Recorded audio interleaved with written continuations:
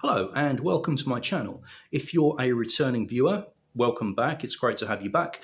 And if you're a first-time viewer, welcome. So, what are we going to be looking at today?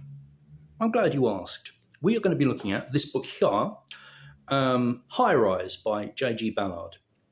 So G.Ballard, I'm not going to go into a whole kind of potted history, but G.Ballard is a very, very well-respected and influential science fiction author. And High.Rise, the book we're going to be talking about today, is an extremely interesting take on life in a high-rise block of flats. Door. So, why High.Rise?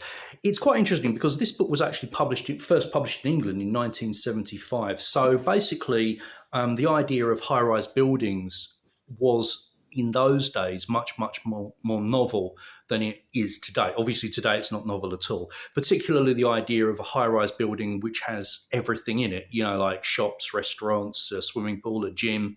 As far as I'm aware, I don't think they existed back in the 1970s. They do now, obviously. So this was a very, very novel concept. And the whole idea was this particular high-rise, it's kind of like it's a big deal because it's this fantastic new shiny building, 40 stories. It's got all of the things I just mentioned. It's got a swimming pool, it's got a gym, it's got shops, restaurants, bars. And the whole idea is that, people can live in there and they've got everything they need in there. It has a grocery store as well. Spoiler alert. I'm sorry, if you were wondering about this book, if you were thinking, but does the High.Rise have a grocery store? I've just spoiled it for you. It does. I'm sorry about that. Anyway, what's the big deal? How can you write a book about something as banal as a high-rise building? Well, basically, it was as I just said, and correctly so, it was a very, very novel idea back in the 1970s. Obviously, blocks of flats existed, blocks of apartment buildings existed, but something like this was a completely fresh idea. And G.Ballard gives us his take on it. In this particular case, we've got a situation where the lower your income, the lower you live in the building, and the higher your income, the higher you live in the building. So there's a very, very strong sort of like class distinction. There's a very strong economic distinction, and that's very, very important.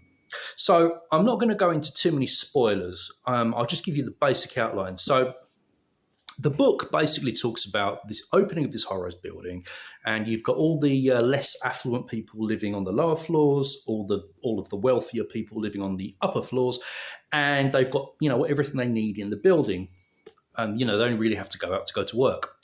And basically, everyone gets on really, really well. Everything goes fine. It's lovely. They have a lovely time. And the book ends with everyone just getting on really, really, really well. Actually, no. What am I talking about? That's not what happens. The people move in, as they tend to do. And before long, there's utter chaos because there's this kind of, I don't want to say kind of like war. It basically develops... things start to get out of control. The higher and the lower stratas start to kind of, basically prey upon each other. And the whole situation kind of just degenerates into what could basically be described as insanity. Obviously, I've got to stop saying so much, haven't I? Obviously, G.Ballard was kind of hypothesizing and using his imagination as to what could possibly occur in a high-rise building like this.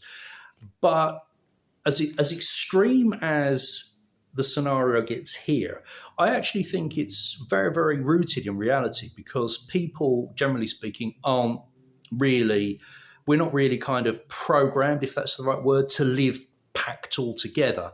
And when you do pack people together, even in a luxury building, there are going to be conflicts. Anytime you get more than probably two people, there's going to be some kind of conflict.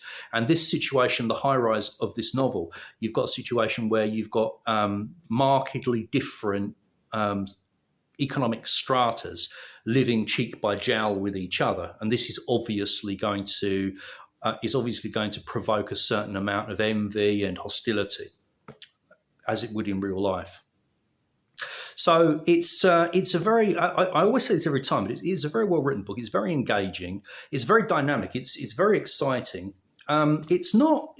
there's a certain amount of violence in it, obviously, but it's nothing that I would say was particularly disturbing or anything like that. And I think that the point J.G. Ballard was making, among other things, was that people living together, can often degenerate into a sort of animalistic kind of an animalistic kind of frenzy. There's a very thin veneer between civilization and savagery, and we know that that's true. We know that that's true. I mean, we only have to look at any kind of disaster situation, or even just situations in daily life, where our veneer of civility, our veneer of civilization, can be stripped away very, very easily.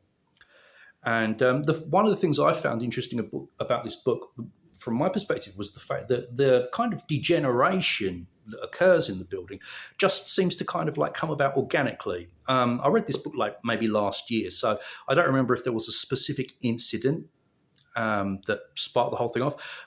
But things kind of like start. It's like a snowball rolling. It's like things kick off, and then they start to get worse and worse and worse and worse until there's like a kind of endless cycle of chaos, basically.